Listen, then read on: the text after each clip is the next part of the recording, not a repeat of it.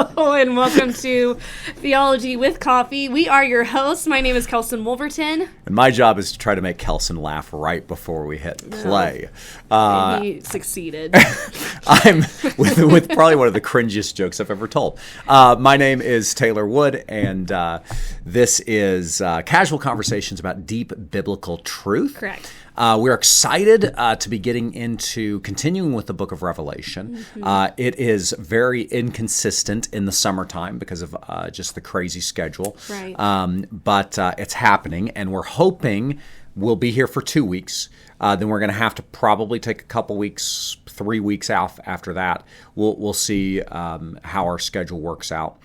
So most of July we'll probably be away, but we are planning on being here next week for the first Tuesday in July. And we have thought about maybe doing some pre-recorded sessions, but it just depends on, the week. Yeah. And how it goes. So we will see. We'll see how it goes. So, yeah. Any other announcements?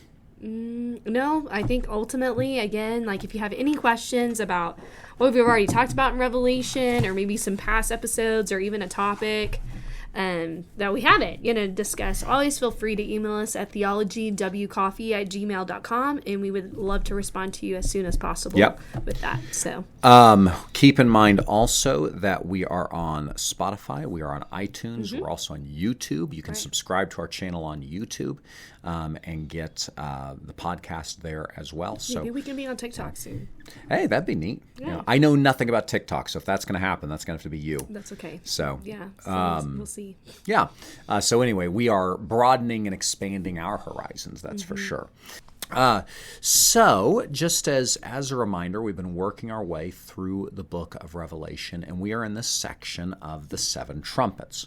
Now, the seven trumpets themselves are a part of a larger section of the book, really the largest section of the book, a section that I've called the body or the apocalypse section, but it's the vision section of the book of Revelation. This vision section in of itself is made up of 7 visions.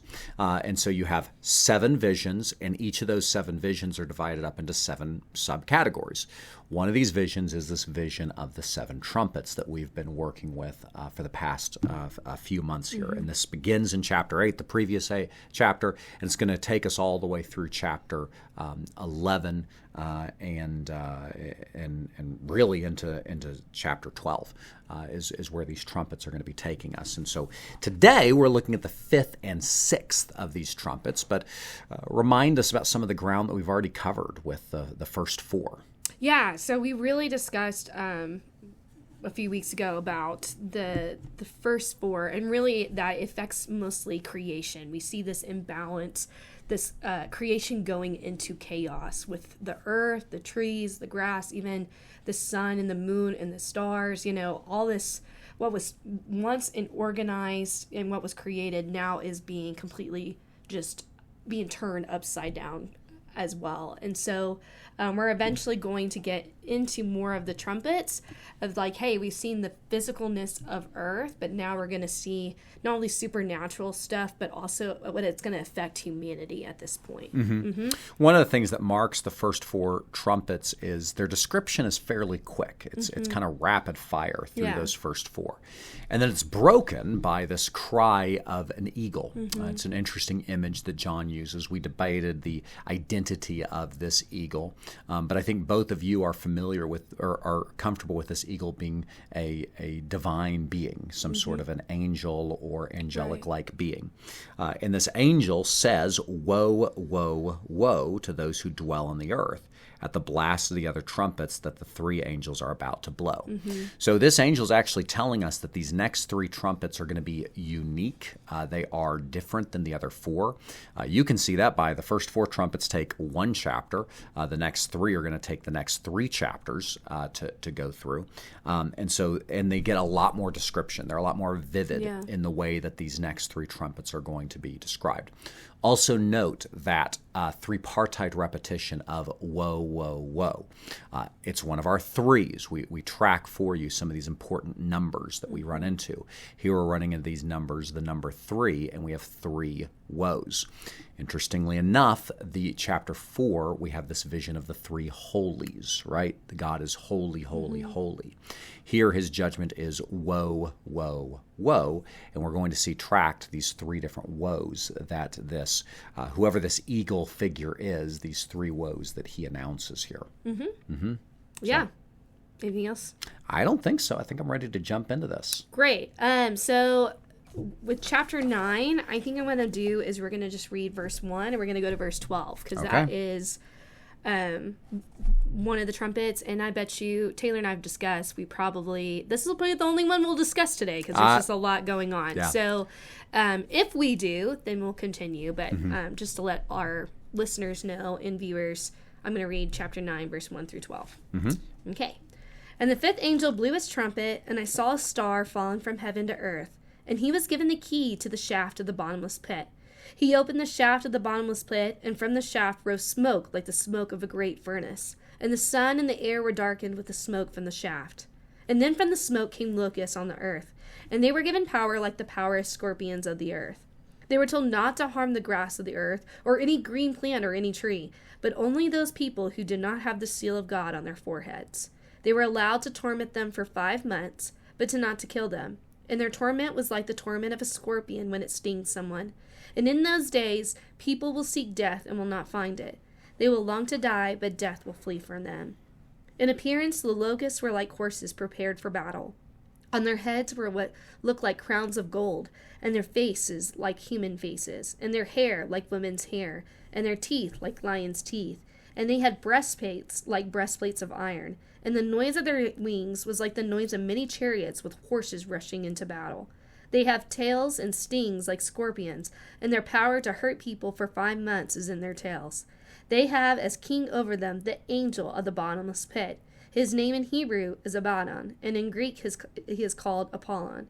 The first woe has passed. Behold, 2 woes are still to come. Okay. So as we get now into chapter 9, it's always a good time to remind you that Revelation in particular, you've got to make certain choices as you come into this book about how you're going to interpret certain features. We talked about this a long time ago in our introductory episode. We talked about how the strategies you choose in reading Revelation really make a huge difference in how you're going to be approaching this book. This is another one of these chapters where the sort of the method that you choose to approach it is going to largely determine what your interpretation is going to fall by. Now, Kelsey and I have both expressed that we have a futuristic view of the book of Revelation. And so while there are certain elements of Revelation that certainly can be included in the past or concurrent with what's going on in our culture, we think a majority of what the book of Revelation is dealing with is future events, while still being able to be applied in the everyday lives of believers. Okay? Yeah. Not everyone is going to take that particular view. There might be people who take a preterist view. There may be people that take an idealist view. And there may be people who take a historicist view. And to get a rundown of those other 3 views, I invite you to go check out that opening episode. As we look at this, I think once again, I not that I want to put words in your mouth, but I assume we're both going to continue to take this futurist view, that this has a view towards a coming day of the Lord that has not yet occurred. Right. We're also going to be adopting a very supernatural view of these things. Again, not to put words in your mouth, but I think I know enough about how you're going to view some of this stuff to make that educated guess. And again, not to say that is the only option, but I think we are going to argue for why that is the best option to take this passage. And so just understand that as we're dealing with this, we're not going to be dealing with every possible interpretation that you might find in these verses. We're just going to be dealing with what we think is the best interpretation and why we think it is the best interpretation. But I would encourage you, especially if you're interested in some of those views and some of the different ways that passages like this have been taken in church history, you can get on your phone or on your computer and say, give me an amillennial idealist view of Revelation 9, and you'll get to see sort of what that kind of a person would approach this as. With that short word of introduction, though, we get into this and we get to this fifth trumpet that is blown by this fifth angel. As a reminder, all of these angels who are blowing trumpets, all of their directives to blow these trumpets are coming from the Lamb who sits on the throne. Right. And so don't read this as if the angels are the ones making the decisions here. The angels are bringing about the judgment that only the Lamb can bring about. We also see this prominent role that angels are going to play, and here we have one of these angels. We're going to have others in this chapter. And this is right after that, I saw a star fallen from heaven to earth, and he was given the key to the shaft of the bottomless pit. And right there in verse 1, I think we already have quite a bit to discuss. Right. So why don't you introduce us to this section? I mean, what are we to make of the angel that blows the trumpet, the earth that falls, the key, and the bottomless pit?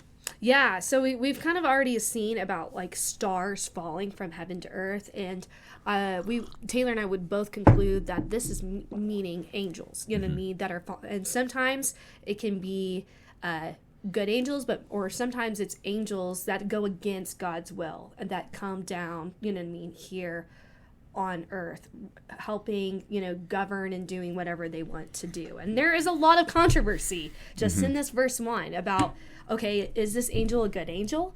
Is this angel a bad angel? Some people would even say that is this angel the same angel that eventually we're going to come down to that has the key to unlock it? Is that Satan who gets this key? And so there's just a lot of controversy just in those like three little. I think those are the three majority from what I researched. Yeah, I think you're right there. And again, there's also this idea that the angel could it be the angel that blows the trumpet? Even? Right, yeah. This is an option that people debate back and forth. I don't want to skip too quickly over this idea. Why do we think a star is an angel? Well, one, there's internal evidence even in the book of Revelation that this is an angel. Later on, we're going to meet another angel in chapter 20 that performs almost the exact same role. Right. And there, John describes this angel who holds the key. He uses the word angel to describe that. And so this is clearly a figure who has some kind of personal agency, some kind of intelligence. This is not talking about a meteorite that hits the earth or something like that. Right. Right. We also, in the Old Testament, stars are used as pictures of angels. This occurs in a number of different verses. Some of those I'm sure we've even talked about. I'm not going to go through all those, but stars are used as images of angels and frequent occurrence in the Old Testament. Where it occurs frequently in the Old Testament, it occurs all the time in Second Temple literature. Right. And so many of the Qumran scrolls, many of the Old Testament apocryphal books, what are also called deuterocanonical books, books like First Enoch, books like the Wisdom of Solomon, they will use stars to describe angels. And so it is a very strong, to the point that I probably wouldn't even entertain another interpretation. I think this is clearly an angel in this passage. For sure. You brought up this idea of, is it a good angel or a bad angel? And if it's a bad angel, is it to be identified with the same angel as Abaddon? Right. And is Abaddon identified with Satan? So you see there's kind of a step here of saying, well, if it's this, then is it this? And if it's this, is it this? The guys I read, the kind of interpreters and commentaries that I read seemed really split on this. Yeah. Many of them said the angel, the fallen angel here is an evil angel. Right. And then they would go on to speculate from there the identity of this evil angel. But many of them argued for this being a good angel. What did your kind of research show, and where are you landing on this particular? Yeah, so the people who say this is a good angel, just like you just said, this angel has a function to unlock divine, intervention to come against the world, especially we're going to see the unbelievers, that this also could be the same angel in chapter 20 who comes with the key to lock the bottomless pit for all eternity. And so it kind of has this same functionality of this good angel being that same angel in Revelation chapter 20 because of the similarities of seeking, like allowing God's wrath to come upon the earth, but then also for it to lock forever, after all the woes and all the wrath and stuff that's happened within the earth. Yeah. Yeah. One of the things to consider, twice in the book of Revelation, John has told us that it is the Lamb, it is Jesus Christ who possesses the key to the abyss. And so this angel can only operate this key under the authority and the approval of Jesus Christ. What does it mean for the Lamb to turn around and give this key to a rebel angel or to an evil angel? I have difficulty with, I think, some of the implications that would have moving forward. Whereas, on the other hand, if he is giving this key to a loyal angel for that loyal angel to do his job that he's been given, that to me makes more natural sense with what we're reading here. Absolutely. And think about, too, when we talked about Revelation, about even just the description of Jesus, he is the one who conquers death, the death of Hades. You know what I mean? He unlocks it. That when he died on the cross, he ultimately took upon that, you know what I mean, and ruled over what that is. And so to just say that he doesn't have that power anymore takes away even who Jesus is here in Revelation. Yeah. Yeah. On the other side of that, I mean, really the operative word there is that word fallen. I think if it just said a star came from heaven to earth, we would probably have no debate whatsoever. But that word fallen there is very interesting. The word, when fallen is tied to angel, it does not have to, but it usually indicates a rebel angel or a wicked spiritual being that has rebelled against God. That's usually what it means. It does not have to. So you do have an obstacle of saying, why on earth are we talking about a fallen angel here if that angel is supposed to be loyal or good? The other hand is the job that this angel is fulfilling, especially if this job is to be identified as the same one in Revelation 20, is a loyal angel's job. Yeah. Right? Right. And so perhaps that word fallen is just nothing more than a description of the descent from the heavenly realm to the earthly realm in order to open up the hell realm that is going to happen with the bottomless pit. And so, yeah, again, this is a very divided topic. I don't know that you have to come down on one side or another on this particular issue, but at the very least, when I read what this angel is doing, the angel seems to be fulfilling the role of a loyal angel, not of a rebel angel. Yeah, I agree. So we've talked about that key. We've talked about this fallen star. The last thing that we really need to talk about, because it is going to be important as we move forward, is the idea of the bottomless pit. So again, we have the eagle flies across the earth, and the eagle is warning people, woe, woe, woe. 3 times. That's important. These 3 woes. You have the 5th trumpet being blown. And then you have the Lamb, apparently, giving the key to the bottomless pit, giving the key to death and Hades to this angel. This angel either rebelling or descending, whichever way you want to take that. I think probably descending. This angel descending from the heavenly realm and fulfilling his role of unlocking, unleashing, releasing the bottomless pit. Okay, this bottomless pit imagery is also something that shows up a lot in Second Temple literature. It's something that shows up in the Old Testament. It captures the idea of Sheol, of Hades, the realm of the dead. It also captures the idea of Gehenna or hell, the prison, or Tartarus, the prison where the angels are kept. It seems to be the gateway to what we would call the underworld. The underworld, including all of those realms, both the realm of the dead, but also the realm of punishment, where rebel angels in particular are being held. In the view of the Old Testament, and especially of Second Temple literature, you get a lot of this. So what do you make of this image of the bottomless pit here? Yeah, I think it's also just a great description, right? This bottomless pit that just goes on and on and on and on and on. And it really, as we're going to see even with John, right? We've talked about how Revelation is just so good about descriptions. It's poetic, it's musical, like it's so vivid of imagery, and it's going to explain even more what the bottomless pit looks like. So much so that you're going to feel the things, you're going to see the sights, you're going to hear, you know what I mean, like the things that are coming from the bottomless pit. In Hebrew cosmology, there is there is not a hard line that exists between the immaterial realm and the material realm. In their view, the earth firmly belongs to the material realm. And yet, the immaterium of the highest heavens are accessed through the air and the sky. You can actually see this in the 7 days of creation, where it talks about the expanse of the sky being separated from the expanse of the heavens. And so the sky, the air, acts as a bridge, as a portal, if you will, that links the realm, the heavenly realm where the angels live, with the realm of earth, the material realm of the earth. This is why angels are often seen as traveling with the clouds, right? Even Jesus, when he ascends, he goes up into the clouds. It's not the biblical writers viewed heaven as a place up there because they're dumb people and they don't know about a space. But the way that they sort of conceptualized the way that the material world and the immaterial world link to one another is that the sky gives you passage into that heavenly realm. Well, the same is true of the bottomless pit. Beneath the earth, it gives you access to the realm of the dead.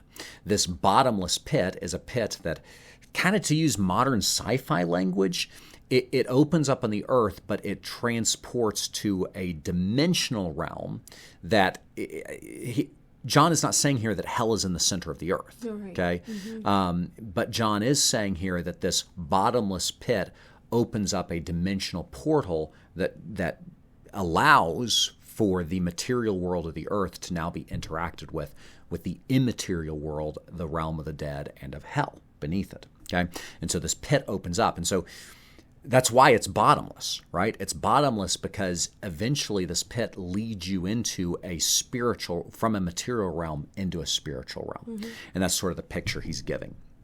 Now this bottomless pit, this abyss, and that's what the word is in the Greek. It's the word abyssos. Abyssos is really identified, and it's the same idea as that of Sheol, as that of this chaotic realm. Sometimes viewed as waters, right? There is this idea of the seas, the deepest waters. The foundations of the earth itself give way to this chaotic expanse, whereas the underworld is located. Within this vast spiritual realm, you have the prison of Tartarus.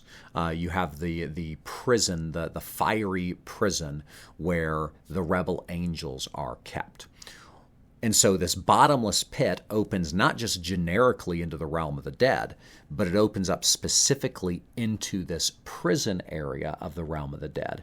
And this is where you get the fire, the sulfur, the brimstone language. This is what Jesus uses the term Gehenna to describe this place.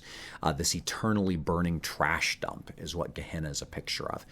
It is this prison that is then thrown open by the bottomless pit that is going to pour these horrors out across the earth. So anything you want to add to that? I know that's a little bit bizarre. Again, I would encourage you, if you're interested in learning more about this, there are several of these Second Temple literature sources that describe what these things are. And we don't believe that books like First Enoch or the Scroll of Melchizedek, we don't believe these things are inspired in the same way that the Bible is inspired. But they do give us an idea. Hebrew authors like John, when they are conceptualizing, when they're thinking about things like heaven and hell, what kind of images do they have in their mind? What are they reading? Right. I got news for you. They never read Milton's Paradise Lost.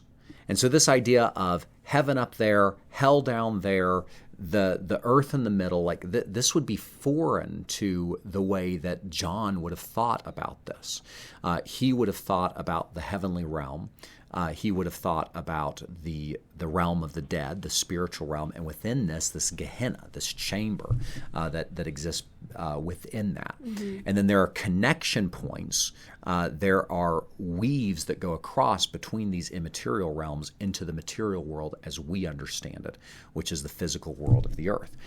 Here, those connection points are fraying. The difference, or the walls that separate the heavens and the earth and hell and earth, are being dissolved so that you now have the opening up, literally the opening up of hell onto earth is what is occurring here. Yeah. So that transitions us then into verse 2, where we get this description of the shaft, the abyss, and what this thing is like. So anything in particular you want to point out there with verse 2?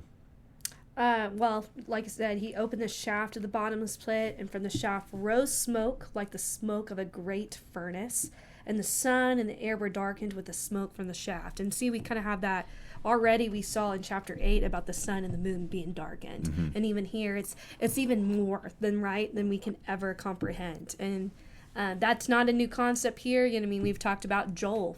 It really goes into that, especially in Joel chapter 2. You know what I mean? About the sun and the moon being darkened. Again, this relaying the day of the Lord, right? That there has been days of the Lord, but right now we're experiencing the day of the Lord. Yeah. Yeah. And we talked about how last week, I mean, the idea of a volcano blackening out the skies would have been a very real in the psyche of these readers. They would have witnessed that recently. And again, we have this volcano language of the smoke, this ash, this cinder that is causing nighttime in the middle of the day. Is sort of the image that this is invoking here. Yeah.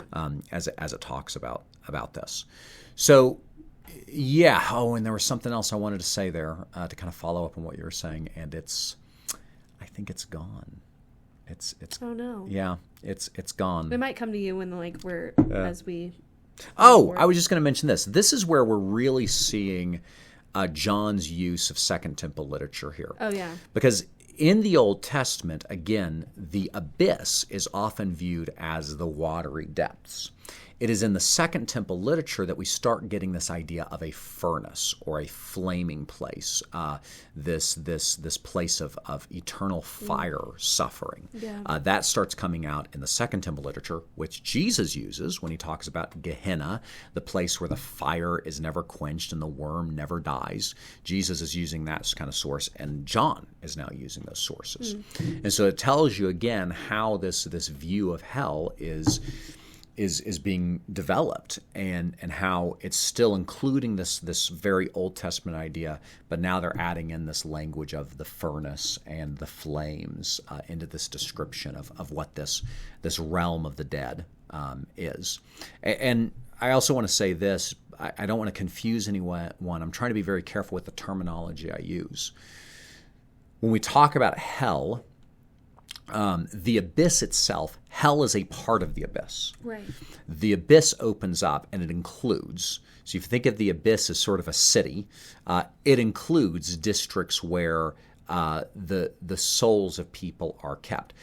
In my view, I think the abyss includes the place where loyal followers of God are kept in paradise or in Sheol or in Abraham's bosom. All of that is included in that. But there's a bad neighborhood as well, and there's a prison that exists in the abyss, and that prison is what I mean by hell, or what John describes as the lake of fire, or Gehenna, or Tartarus. It is this place within the abyss, and that is what's being opened up. So hopefully that's clear, because again, we don't tend to think of the underworld in that way. We have a much more right. Again, our view of hell and the underworld is much more shaped by literature like Paradise Lost. And it's much more shaped by modern preaching and modern theology than it is what the Bible actually says. Well, I think even a little bit of Dante, right, with the Inferno and all that stuff too. Yeah. Absolutely. So with that, we can really get to verse 3 here, where we have, "Then from the smoke came locusts on the earth, and they were given power like the power of scorpions on the earth. They were told not to harm the grass of the earth or any green plant of the tree, but only those people who did not have the seal of God on their foreheads." Let's stop there, okay? Because these figures are now introduced. We have these locusts that come up from the earth and are given authority to harm people who are not sealed by God. Right. So the abyss opens. As I said before, the gates of the prison, the underworld prison are thrown open. And what comes out of that prison are these beings, these locust-like beings. Mm-hmm. So what's your take here of what's going on? Yeah, so we've already kind of seen where John has like gone back a lot with Exodus. Mm-hmm. And remember, one of the plagues that happens in Exodus is the locust. And the locust is actually the 8th plague that happens. And we kind of see this little bit of difference because the locusts are said to not only harm the earth and, you know what I mean? Hold on. Yes, they were told to harm the grass, the earth, the greens, even the people for so long. Where here, it's the difference is that they're not supposed to harm creation any longer, but only the ones who do not have the seal from the Lord. And I also think this is really interesting because the locust is the 8th plague, and I think this is we talked about Hebrew numeric numbers.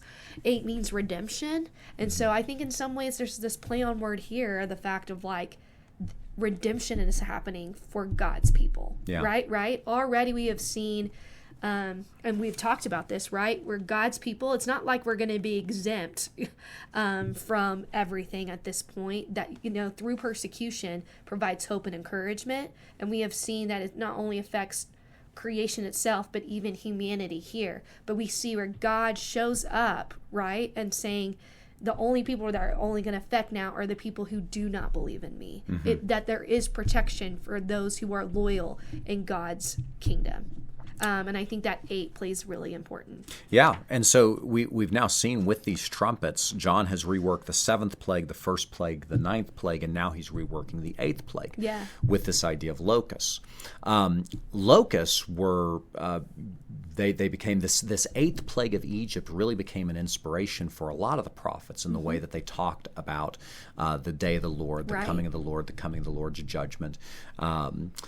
Jeremiah reuses locusts, Isaiah reuses locusts, but the most famous prophet who uses locusts is a book and a prophet that we've studied here. It's who? Joel.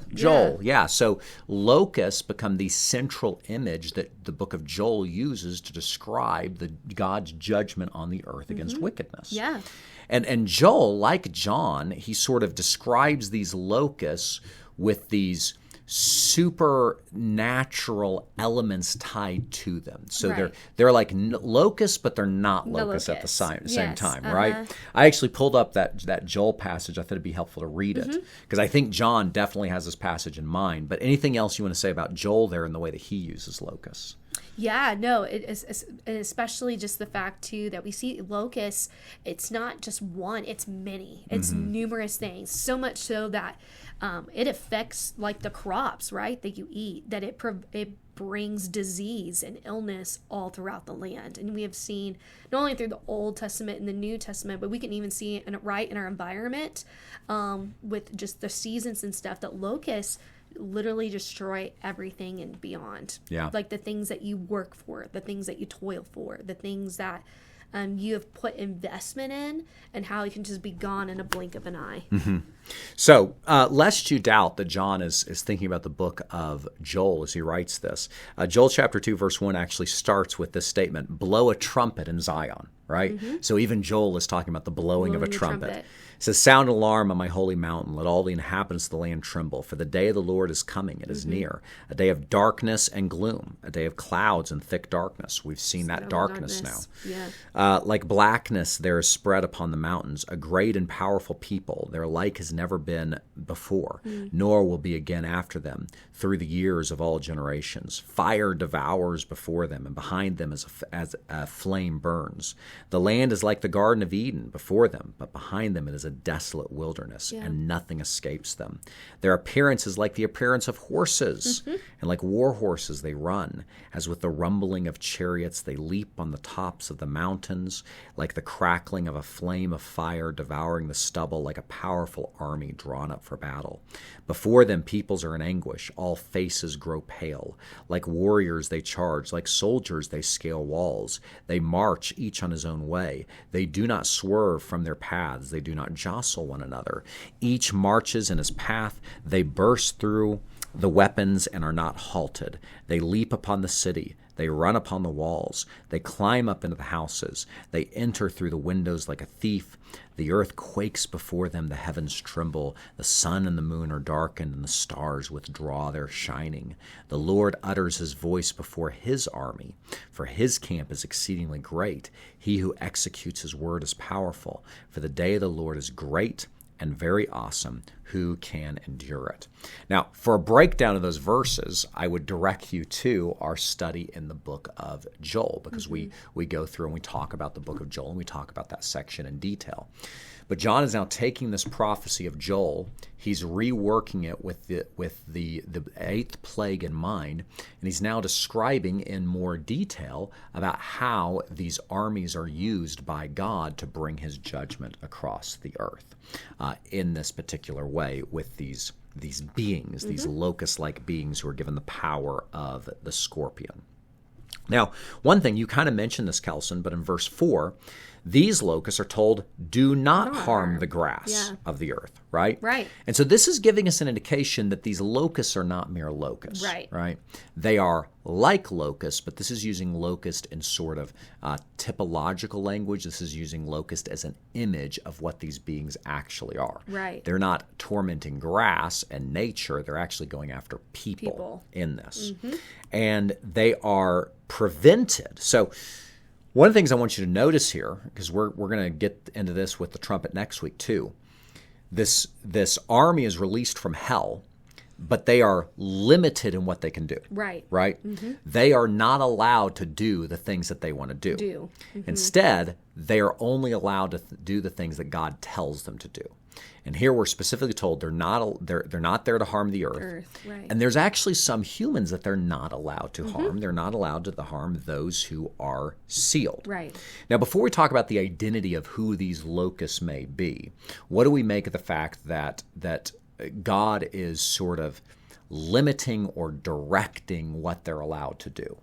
Yeah. No, I think this even kind of goes back, I think, with this example, right, of who the fifth angel is, right? That even, God is in control not only of the things on the earth and the heavens, but even the abyss, right? That he took the key and took control, and that even the demons or the things that of those gods fear who the Lord is. And I think about how when Jesus, encounters that man who has all those demons in him, and he's about to cast that out, and they say, no, don't throw us into the abyss, throw us with the pigs. Like, so much so that they're scared of what is happening in this underworld, right?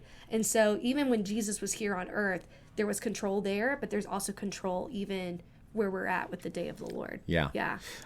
It appears as if these beings, so again, going back to this idea of the realm of the dead, it appears as if there are some demonic beings that can transition between the two. Okay, Satan apparently being one of these who, again, depending on your reading of Revelation and what particular view you're going to take, Satan has not yet been bound, and so there is the sense in which Satan still holds some authority and some ability to transition between these two realms. And yet we do have a group that are bound, that are held, and it appears as if these beings are the ones that are being held, awaiting this day. Joel calls them God's army. Yeah. Right? Joel at the end, he says, this is the army of God. This is what the Lord is using to accomplish his will. And in verse 5 it says, they were allowed, there's that limiting language again, they were allowed to torment them, those who weren't sealed, for 5 months. But not to kill them, and their torment was like the torment of a scorpion when it stings someone. Okay, so I know you're going to want to talk about the 5 months because you're like the number guru. But before we get to the 5 months here for a second, I think at the very least we can give a proposal for what we think the identity of these beings are. We've already heavily suggested what they are. You're going to get different interpretations of this. The one that probably most of you are going to be or familiar with is these locusts with the tails like scorpions. We haven't actually gotten to that section yet. Who sting. These are helicopters, right? This is like John had never seen an Apache helicopter before, and so he's looking at this and he's like, "Oh man, what is that thing? It's a locust with a scorpion tail." This is the way that often this passage is treated. It is treated as if these are going to be natural, physical things, and this is just John's just a dummy who lives in the ancient world and doesn't understand the difference between a locust and a man-made that machine. Would be the only thing he could describe it, because he's never seen anything like that. So this is the way that oftentimes this passage is presented. Right. What we have suggested up to this point, and I think certainly where I'm going to land, is that these are not physical objects. These are not man-made machines. Right.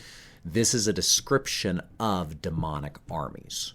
The abyss has been opened, the prison gates have been thrown open, and these demonic beings, whoever they are, and however long that they've been kept in prison, and for whatever reason they've been kept in prison, these demonic beings are now released upon the earth to do the sort of damage that God has been preventing them from doing until this time. And not only, but even then with that, there's grace, because there's still a level in which God is limiting what they're allowed to do. And so these tormenting devils, these tormenting demons are now released across the earth by God. We're not talking about helicopters. We're not talking about tanks. We're not talking about modern military weapons.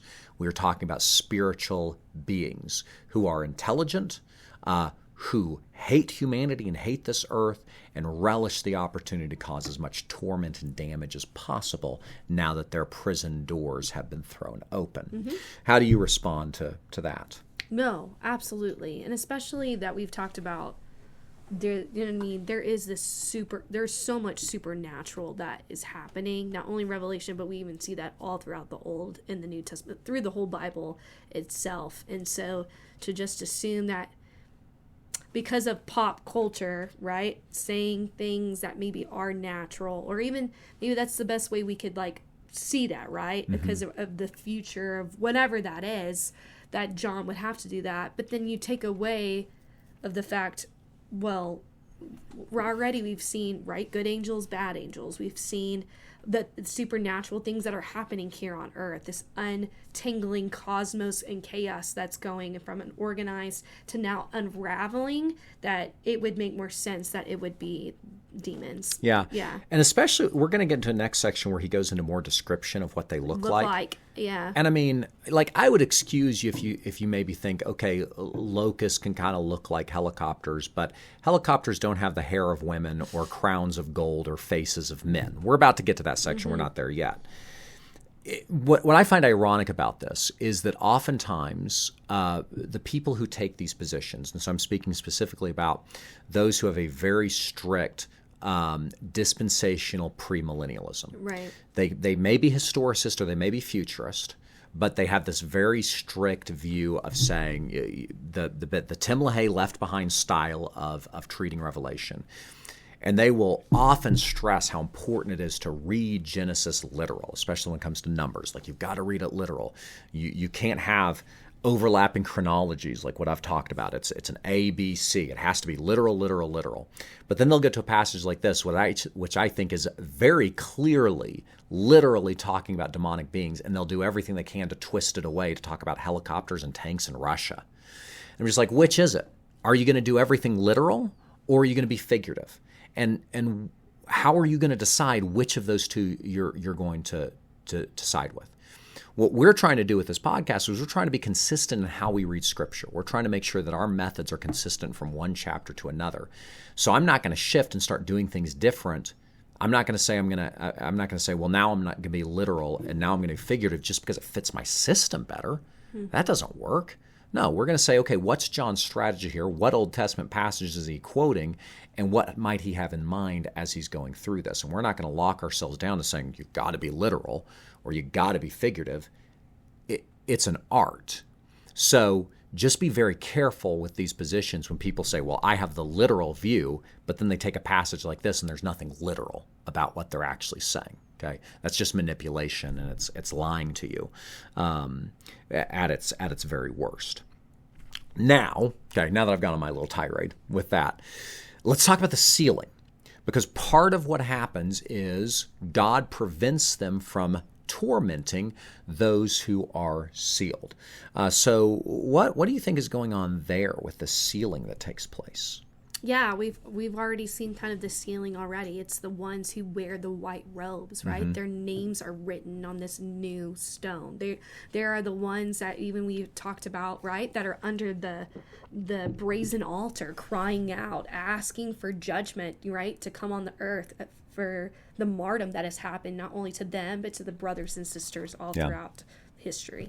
And again, if you're going to take a pre-tribulation rapture view here, you're going to have to explain why those who are sealed and presumably raptured away are now still here in the middle of the tribulation. Right. In the middle of the first woe of the tribulation. And the woes are like the bad part of the tribulation. Yeah. So what are they doing there if, in your view, the church has been raptured away? I think that's a major problem with a pre-tribulation rapture. Back in chapter 7 is where we see this sealing language taking place. And we talked about what does the seal do? Because it says that in very similar language, those who are sealed, it says, do not harm those who are sealed with the seal of God. Yep. And we gave you a number of different options on what this sealing might involve. The one that I settled on, I don't actually remember what you might have settled on, but the one that I settled on back then, we hadn't gotten to chapter 9, but back then the one that I settled on is that the sealing provided protection against demonic oppression and against temptation. Well, it sure looks like it's doing the same thing in chapter 9, right? This is special protection given to them against these demonic hordes that are now rampaging against the earth. Does this mean that they don't suffer? Well, no. There's still plenty of suffering that can be had. Right. I mean, if this many people are getting tormented and tortured and dying, and you've got all this tumult going on in the world, there's going to be suffering as a part of that. But there is a bubble of protection around them that prevents this evil demonic horde from coming and damaging them or tormenting them in the same way that they're tormenting the rest of humanity. And so I think that when you look at it like that, the sealing of chapter 7 is very consistent with how we see the seal actually operating here, providing this protection from demonic oppression and temptation in this case. Yeah? We'll see that temptation later on next week when you find out that the people who are tormented continue in their sins. Right. And so there's certainly temptation that is involved with all of this this suffering that is taking place. Yeah. So this kind of, and we get to verse 6. Speaking of suffering, I mean, verse 6 is about the worst description of, before we get to verse 6, we got to do the 5 months. Right. So, and I know the moment I read that, I'm like, well, Kelson's going to have a lot to say about the 5 months. So they are limited. Again, what I want to stress is we have another limitation, right? We have another way in which God is using them, but severely limiting what they're allowed to do, because they're only given this authority for a period of 5 months. Yeah. So what's up with 5? Yeah, so 5 actually represents man, right? And so, and even with that 5 months, I thought this is interesting. I studied a little bit about locusts. Locusts typically last around 5 months. Like in a specific place. So I thought that was an interesting symbolism, we have this description, and so not only is that 5 symbolic, but also apparently even within creation, locusts can last up to that long until they move to a different direction, which I think is really interesting. Yeah. Do we think that this is a literal number? Do you think that it will be a literal 5 months that is occurring at some point during this tribulation? Or do we think that this is in some way figurative or symbolic? I think it can be like a combination of all of them. I don't know if it could be completely physical, but I think it's also symbolic of the fact of like, hey, you know what I mean? This is affecting man. That's what 5 represents, especially ones who are not sealed with the Lord on their foreheads. It's difficult because 5 is obviously not nearly as significant as a number of, like, for example, 42. Right? You might expect a number like that here. Yeah. Or 40, because these are numbers that are tied to the idea of judgment. Or like 6 or something that has to do with that, right? Because it represents incompleteness. Even 10 with the 10 plagues. Time, right? But here we don't see that times 10. It's just Just 5 months, and so I don't know. I'm sure there's prophecy people that spend a lot of time breaking that down. Telling you how many minutes is in 5 months or something like that. At the very least, I think we can say their time is limited. Yeah. Right. So whether that number is literal or in some way symbolic. It is a limited amount of time. Yeah. So again, we've seen multiple levels here. God is using these evil demonic beings. They are a part of his army, according to Joel. And yet, every step of the way, he says, I have a specific purpose for you, and you are not going to be allowed to do anything other than that specific purpose, right? You can't attack the sealed. You're not going to be allowed to attack the grass and the trees. You're not going to be allowed to do this for longer than 5 months. You're not going to be allowed to kill. Mm-hmm. This is very limited in what they're allowed to do, which just tells you we're not reading about chaos here. We're reading the Lamb is still in charge of all of this. Oh, of course, right? Yeah. All of this is according to the Lamb's plan and the Lamb's decree of what will happen. Mm-hmm. We're not seeing evil run amok. We're seeing the Lamb in command of these forces, using these forces for a very specific purpose to be accomplished. And they can do no more than what the Lamb allows them in this case. Right? Uh-huh. Yeah.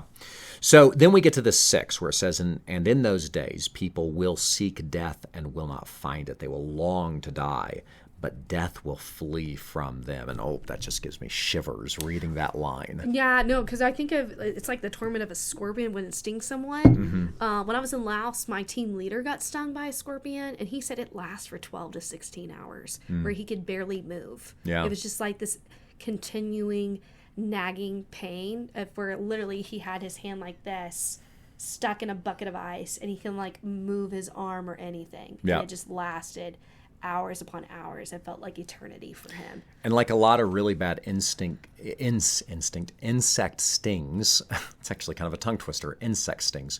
Like a lot of very painful insect stings, unless you're allergic to it, it's not going to kill you, but you might wish you were dead, right? Mm-hmm. That's how bad it is. Yeah. And that's sort of the image that he's using here of what they're going to cause.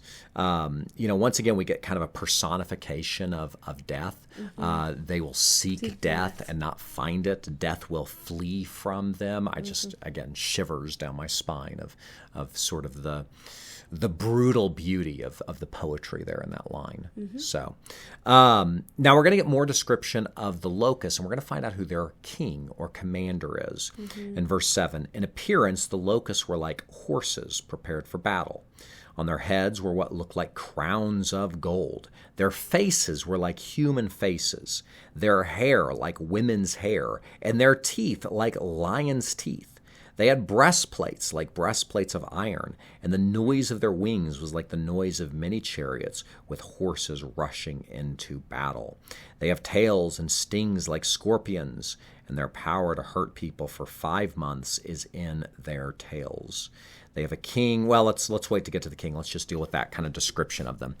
And again, I think, you're not there. There's just no room there to say, well, these are helicopters. I mean, again, this imagery is bizarre imagery that is used frequently in Old Testament texts, sort of combining human and animal features together for demonic beings.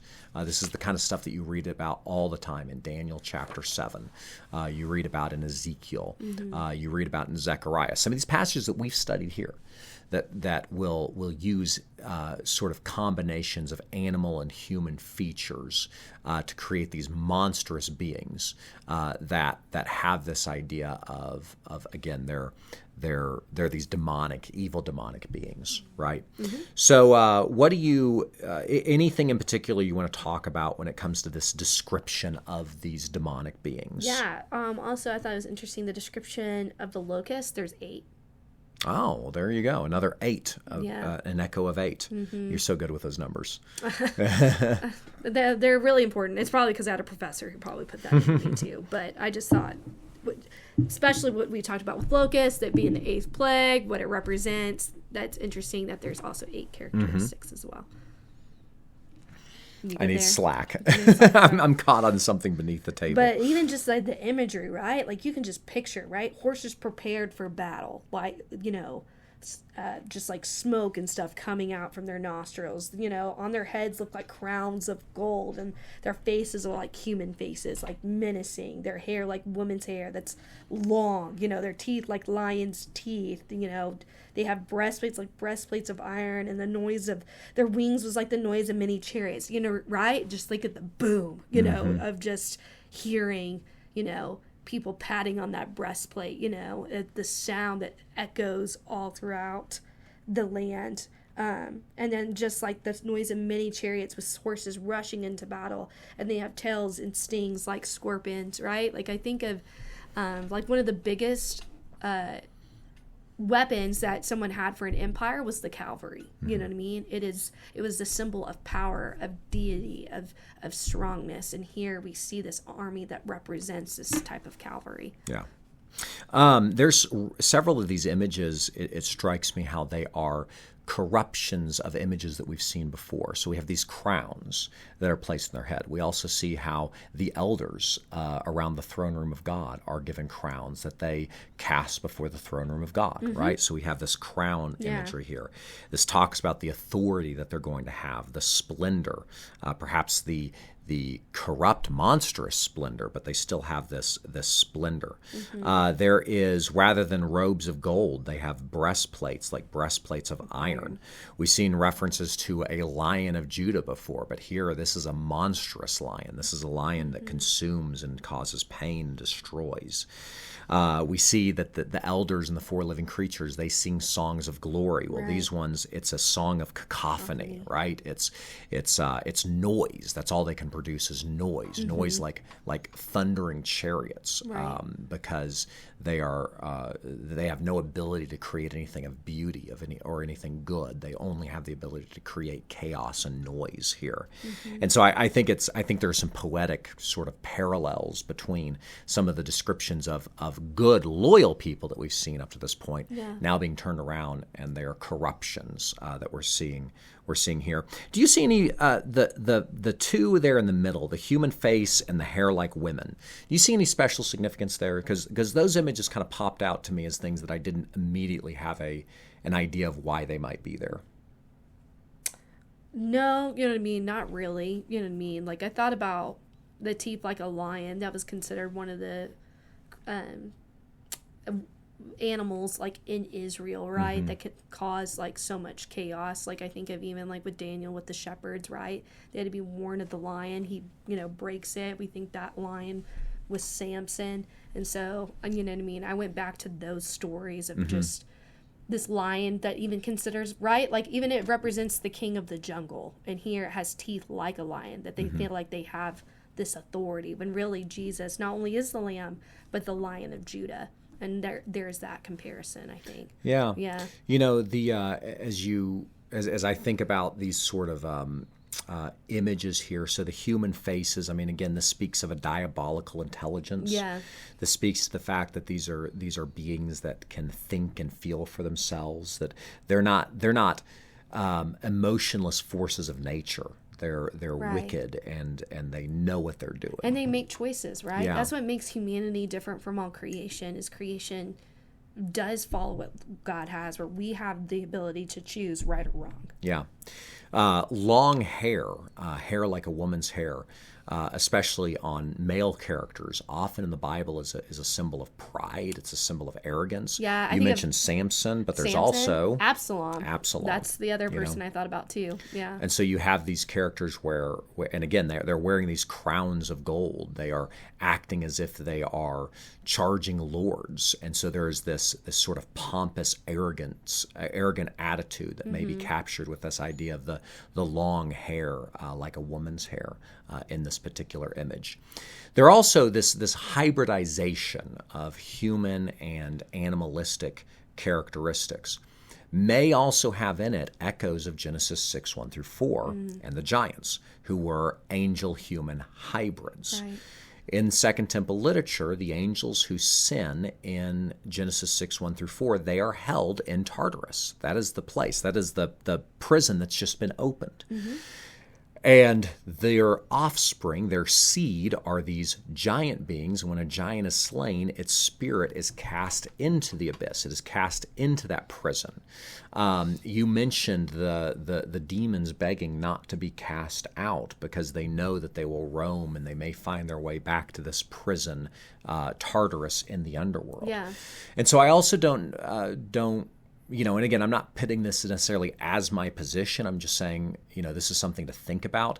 If this mixture of both human and animal features might be speaking to the fact that not only do we have the rebel angels involved here, but we also have the spirits of the giants that are being unleashed. Which would make sense, right? And I think about when you thought about that, I thought about our first study we ever did was First Peter, and it talks about specifically about the story of Noah and about the giants, and not even them. You know what I mean? They're going to be held accountable, and they're in that thing. And maybe there's echoes here as well of just like those could be individuals that are in this bottomless pit. Yeah. Yeah. Let's close out by talking about verse 11 and this king that they have. Is there anything else you want to mention about the demonic host? Yes, sir. So they have a king over them, the angel of the bottomless pit. His name in Hebrew is Abaddon, and in Greek he is called Apollyon. Now this name Abaddon there, that is a Greek. So what you're getting, it's kind of funny how languages work, especially when you start translating them. You're getting an English transliteration of a Greek transliteration of a Hebrew word. Okay, so it starts as a Hebrew word. Right. Then John takes that Hebrew word and he just writes it. He doesn't change it at all. He writes that Hebrew word using Greek letters and using Greek pronunciation. Then our English Bibles take it and they take that word and we transliterate it again. So we take a Greek word and we use English characters to transliterate that word. If you translate that word, what it goes back to is destruction or the destroyer, if it is a title or a name. Yeah. Then you have a Greek word that means the same thing. Apollyon means destroyer. Okay, and so that's kind of what we're getting there. But what do we make of this figure, the king? Yeah, no, I thought this was really interesting. And we've already kind of seen how John is using language, even things of the fact of going right, of comparing Zeus to Jesus and how Zeus is incomparable to that. And not only with that, even with the Roman Empire, how Domitian and Caesar and all these others would play on words. And actually Domitian, his Patreon god would have been Apollos. He would have said he was the destroyer. He was the Patreon. And coming back to kind of your Greek mythology and Roman, he was the god of divine and distance. He was the one who also gave religious laws of what is good and what is bad. He also was the one that allowed people to be aware of one's guilt, of one's sin that has been made upon the thing, as well as the god of crops. Right? We're talking about the locusts here. And then also, I thought he's one of the gods that was all feared by the other gods in this pantheon that happened. The only ones who couldn't touch him was his parents, which was Zeus and Zeus's wife. Yeah. And so I think this is just such an interesting description of not only is this angel, right, of this Apollos, but I think it's even this description of this Roman emperor who wants to say he's this god, right? This one who is, who was, and who is to come. Even himself, this human being, could not even compare to what Jesus has to be. I love that you mentioned the Greek god Apollos. You talked about this. One of Apollos' name was the destroyer. Yeah. The Apollyon. That's where he gets his name from. He was a sun god. He was a god of. He was a very powerful god. He was a god connected to realms of sexual transgression and fertility. Yeah. He was also a god of plagues. He was a hunter god. He was a god who could slay you with his bow, right? Yeah. And so he is also this very dark god in this sense. The cult to Apollos was one of the largest cults, if not the largest cult that existed in ancient Greece, and thus would become one of the greatest cults in Rome. His identification with the sun god also identified him with Egyptian Ra. Okay, and he was also identified with the Babylonian god. Oh, I need to look back over my Babylonian mythology. Oh, I know who you're talking about. But he was identified with the Yeah. Babylonian god. He would have also been identified with Baal. Because Baal was a son of the high god El. Yeah. And Baal was a storm god. He was a sun god in a lot of similar ways that Apollos takes on some of these facets to to who he was and how he operated. Now, go ahead. I was just also trying to remember too that one of the churches that we described, and I talked about the history, one of the temples that was really most important was the Apollo temple. And even Apollos was considered this god of medicine too. And I think of that church that had the symbolism of the snake, you know what I mean? Of the snake and this divine power. And so I think there's even, again, we kind of just see how even the past churches from Revelation chapter 1 through 3, we're seeing these connections even happening here in Revelation chapter 9. Yeah. Yeah. Apollos was connected also to Apollos was actually replacing Zeus at this time as the chief god. In the same way that Zeus kills his father, Kronos, in order to take ascension to the throne. In the way that Roman theology was taking and the Zeus and the Apollo cult was growing, Zeus was more and more becoming a background god, a backstage god. He was considered a weaker god, and his son Apollos was taking the throne. And there was this transition, this theological transition that was taking place in which Apollos was setting himself up as the true one who should be worshipped. Now, Kelsey and I both have a supernatural worldview of our world and of the scriptures. And we talk about these gods and these mythologies of the gods. We acknowledge that many of these mythologies are man-made, but we also acknowledge that there are very real, dark spiritual forces behind these mythologies. Right.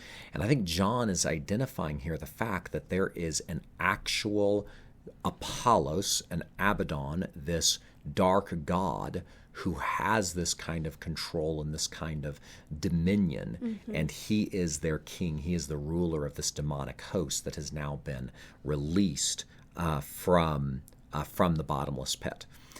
I have some other thoughts on that, but I don't know that I'm ready to share them yet. They're just things I'm thinking about right now. But I guess where I want to transition to this is you and I think we can dismiss out of hand because you and I, neither one of us think that the angel who opens the pit is an evil angel. Right. Okay. So we would not identify the fallen star in verse 1 with Abaddon. Correct. The question is Abaddon / Apollyon / Apollos, is he to be identified with the dragon, right? Satan, who's going to come up later in this book? Are they the same figure, or are these different demonic kings? Would Abaddon be still a very powerful demonic ruler, but not the dragon in that sense? What do you think on that? Yeah, I haven't come with a conclusion about what it is, but yes, between those two. Okay, so you're just like, it's one of those two, but I'm not going to say which one. I'm not going to say which one. I think I lean to them being separate. I think in the same way that Apollyon or Apollos is a subordinate to Zeus, I think that this figure, this Abaddon, is a subordinate to the dragon, to Satan. It's also interesting that again, this fallen star, if we're not going to say it's Abaddon, and neither Kelsey and I do, one of the popular options for who this fallen star is that opens the abyss and later on will bind everyone back into the abyss in chapter 20 is that this is the archangel Uriel. Right. Because Uriel's job was to watch over Tartarus, or this prison. Enoch interacts with Uriel in First Enoch. And so some people believe that John has in mind the angel Uriel here. And so you kind of have this standoff between Uriel on one side and Abaddon on the other. So again, in my view, I think where I would lean is that Abaddon or Apollyon is not the same as Satan. He is a very powerful god, dark god. He is certainly this I think he would certainly fall into the category that Paul talks about with the principalities and powers, right? He's one of the top gods, one of the top dogs, but he is not the dragon himself. And that's why John will never explicitly call the dragon Apollyon. He will use different terminology and different language to describe the two of them. Mm-hmm. So that's kind of where I land on that particular issue. So anything you want to add to that? Mm-mm. We've gone quite a ways with this. We have really dug deep into these scriptures. One thing I wanted to kind of address here as we look at wrapping up is what I could feel some people being uncomfortable with this idea that God's army is an army of evil, wicked demons. And they would have an issue with the fact that God is using these to accomplish his goal. So I want to speak about that briefly. And all I will say that with this is the Old Testament will frequently talk about how God uses wicked nations, nations like Assyria, Babylon, Aram, to judge his people. Right. And I think that's the same dynamic that's going on here. He is releasing them and he is using them. That does not mean that he is approving of what they're doing. Right. And that doesn't mean that God is sponsoring what they're doing. He's using one wicked group to judge another wicked group. And even though I always say be careful with chronology, one of the things we may be seeing here, if we're trying to piece together what order these things are going to happen in, one of the things we could be seeing is, I think there's a couple of ways you could see this. One, you could see this as happening near the end of the tribulation. And so you have this sense that these beings are going through and they're causing humans to suffer near the end of the tribulation. So this would be after the Antichrist has been revealed, after the beast, all that stuff. Another view is that these wicked angels could actually be the forces that are setting up for the evil Babylon that the Antichrist will rule over. Even if humans don't necessarily worship God, they're still not unified. It's not like you have two types of humans, those who worship God and those who don't. You have those who worship God, you have those who don't, and all of those who don't are fighting with one another. And so part of what these armies are doing, and especially when we get to the sixth trumpet next week, they may be preparing the way for the one world government that will exist. Again, I don't know. These are just speculations that I'm making about how these things might work together in a chronology, but that might be the role they're playing. Either way, there is no conflict with God using these evil agents to judge other evil agents. These angelic powers will be judged themselves. We're going to see that later on. And so they will be judged for what they do. God is using them to judge these other wicked human kingdoms in some degree that we're not 100% sure how that's working out. Mm-hmm. So anything you want to kind of say about this and kind of closing as a kind of a summary? No, I'm glad you brought that up because I think that there is a lot of confusion. But how it's true how God uses, and we even talked about that what was it? With Hebrews, you know what I mean? Of the fact that people that are put, right, in government or in things and stuff, they're used for us to open our eyes and say, hey, repent, to turn away, you know what I mean? For judgment upon God's people to open up and wake up, you know what I mean? For those things. Not that he wants that to happen, but he gives permission so that his people